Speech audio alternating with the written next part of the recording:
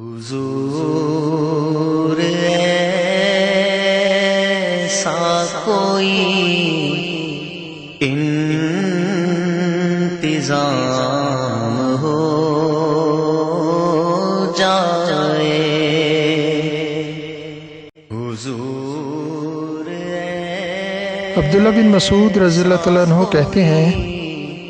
کہ رسول اللہ صلی اللہ علیہ وسلم نے فرمایا، میرے صحابہ میں سے کوئی کسی کے بارے میں کوئی شکایت مجھ تک نہ پہنچائے سلام کے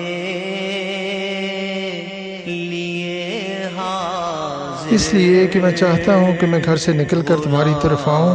تو میرا سینہ صاف ہو، یعنی کسی کی طرف سے میرے دل میں کوئی کدورت نہ ہو۔